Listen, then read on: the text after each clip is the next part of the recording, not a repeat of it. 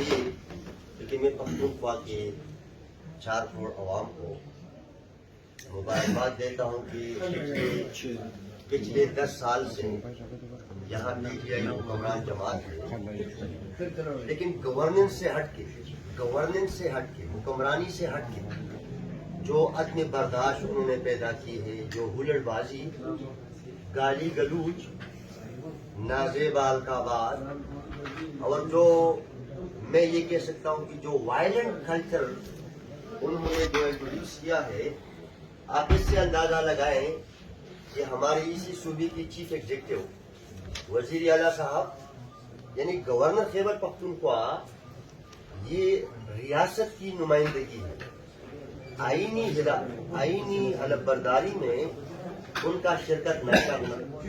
پھر آپ یہ اندازہ کریں کہ گورنر نے حلف بھی لیا، ان کو اللہ تعالیٰ نے یعنی ان ساری جماعت کو اللہ تعالیٰ نے اتنی توفیق نہیں دی کہ وہ کم از کم یہ ہماری روایات ہے، یہ روایات کا صوبہ ہے، یہ مہمان نوازی کا صوبہ ہے، یہ احترام اور برداشت کا صوبہ ہے، ان کو اللہ تعالیٰ نے اتنی بھی ہمت نہ دی کہ وہ گورنر کو مبارکباد دے۔ جس طرح کہا گیا 10 سال میں اسی صوبے کا انہوں نے کباڑہ کر دیا، مالی طور پہ ہماری صوبے کو دیوالیہ بنایا۔ اس کی ہم سب کو نظر آ رہا ہے کہ ابھی at the end of the year یعنی جو آخری سال ہے، جو انتخابی مہم کا سال ہے، وہاں پہ اب سرکاری ملازمین کی تنخواہیں نہیں ہیں۔ صوبے کے تمام کانٹریکٹر ہر ضلع آپ دیکھیں وہ احتجاج پہ ہیں۔ بد انتظامی کو آپ دیکھیں، اسی صوبے کی انتظامیہ کو، اسی صوبے کی پولیس کو، اسی صوبے کی سرکاری مشینری کو اور سرکاری ملازمین کو اپنا جاگیر سمجھتے ہیں۔ یعنی آپ اس سے اندازہ کریں کہ پختونخوا کی حقوق سے تو دستبردار ہیں، 4 سال حکمران رہے، NFC وارڈ کا اجرا نہیں کر سکے۔ ہمارے ساتھ مردم شماری میں جس طرح گورنر صاحب نے کہا مرج ایریا کے حوالے سے، وہاں ہمارے ساتھ بہت بڑا فراڈ ہوا ہے۔ ہم نے نہیں دیکھا کہ عمران خان صاحب نے اس کی نشاندہی کی ہو، ہم نے نہیں دیکھا کہ ان کی 4 سالہ حکومت میں مرکزی بجٹ میں پختونخوا کو کچھ ملا ہو، ہم نے نہیں دیکھا کہ CCI میں پختونخوا کی جو وزیر اعلیٰ ہیں وہ آئینی طور پہ ممبر ہیں۔ ایک مسئلہ انہوں نے نہیں اٹھایا ہے۔ لیکن ہم تو گورنر صاحب کو کم از کم خراج تحسین اسی لیے پیش کرتے ہیں کہ جو رواداری انہوں نے 10 سال میں ختم کر دی۔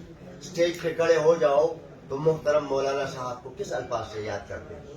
اسٹیج پہ جب کھڑے ہو جاتے ہیں تو شہباز شریف صاحب کو کس الفاظ سے یاد کرتے ہیں؟ 4 سدہ میں آ کے 75 سالہ عمران خان کو دیکھیں اور 33 سالہ ایمن ولی خان کو دیکھیں۔ یعنی اتنے بوکھلاہٹ کے شکار ہیں کہ کم از کم اتنا تو اس کو دیکھنا چاہیے۔ اپنے مخالفین کو دبانا، احتساب کمیشن کو بنانا، نیب کے ذریعے اپنی مخالفین کو یعنی اپنی مخالفین پہ کھینچنا اچھالنا، تو کم از کم ہم یہ سمجھ سکتے ہیں کہ آج گورنر صاحب ولی باغ آئے، آج مولانا صاحب کے پاس آئے، یہ جو رواداری کا ماحول ہے پختونخوا میں، انشاءاللہ اس کو دوبارہ ریوائیو بھی کریں گے، اس کو قائم بھی کریں گے۔ اب یہ بتائیں کہ آپ کی صوبائی بات کریں کہ جگہ بتائیں کہ پورے پیچھے 33 بیٹی تھی وہ جانے کو تیار ہے، تو اس جرگے کا کیا بنا کہ ہم نے ان کو وعدہ کیا تھا جرگے میں آپ کی رہی ہے صوبائی حکومت کی رہی ہے؟ دیکھیں کانسٹیٹیوشنلی وہ ہم پشتوں میں کہتے ہیں کہ مدعی سست اور گواہ چست۔ یہاں جو میں مدعی کا لفظ استعمال کرتا ہوں، کانسٹیٹیوشنلی تو چیف ایگزیکٹو وہ ہے نا، اچھا ہمارے ہزار اختلاف ہے، 2018 میں کتنی ریگنگ ہوئی ہے، لیکن ہے تو وہ نا۔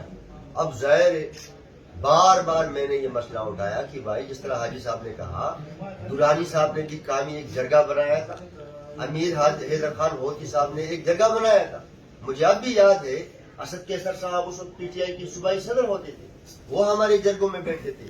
اس جرگے کے سامنے صوبے کے جتنے مسائل تھے، جتنے مشکلات ہوتے تھے، اس جرگے کے سامنے رکھتے تھے اور وہ جرگہ فیصلہ کرتا، پھر ہم وہاں پہ جاتے۔ اب 10 سال سے آپ یہاں پہ دیکھیں وہ تو دستبردار ہیں، وہ تو نام ہی نہیں لے رہے ہیں. یعنی اسی صوبے کی تاریخ میں اگر دیکھا جائے یہ جو سیلریز ہے اور جو پینشن اور جی پی فنڈ ہے، اسی فنڈ کو کسی حکومت نے نہیں چھیڑا ہے. یہ لوگ اسی فنڈ کو بھی انہوں نے سٹا بازی میں لگایا ہے.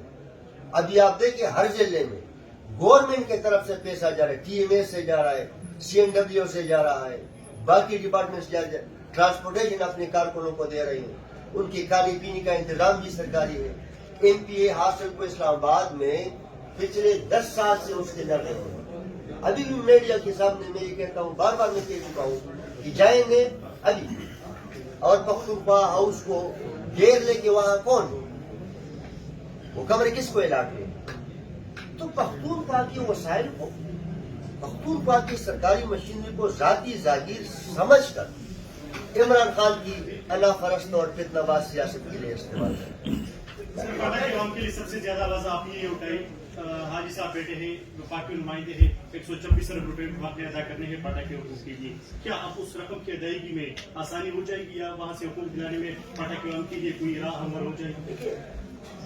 میں نہیں سمجھتا ہوں کہ کسی جرنیل کے جانے یا کسی جرنیل کے آنے سے، اور میں یہ بھی نہیں سمجھتا ہوں کہ مرکز میں کسی کی حکومت، ہاں ظاہر ہے پولیٹیکل لوگ ہیں، پی ڈی ایم ایک پولیٹیکل فورس ہے، ملک کے تمام میچور پولیٹیکل پارٹیز کا ایک الائنس ہے، ہم بھی اسی اتحاد میں شامل ہیں. یہ ضرور ہے اور اس کی واضح مثال جو ہے 2010 میں ساری سیاسی جماعتیں مل کے 18 امینڈمنٹ لائے. بالکل یقین دلا سکتے ہیں اپنے عوام کو کہ مرکزی حکومت کو پریشرائز بھی کریں گے اور ان کے سامنے جو پختونخوا کی غریب عوام جو دہشت گردی کے مارے ہوئے ہیں، جو بے روزگاری کے ہاتھوں، جو مہنگائی کے ہاتھوں ستائے ہوئے ہیں، ضرور انشاءاللہ تمام پولیٹیکل میچور پولیٹیکل الائنس جو ہے وہ مرکزی حکومت کو کنوینس کریں.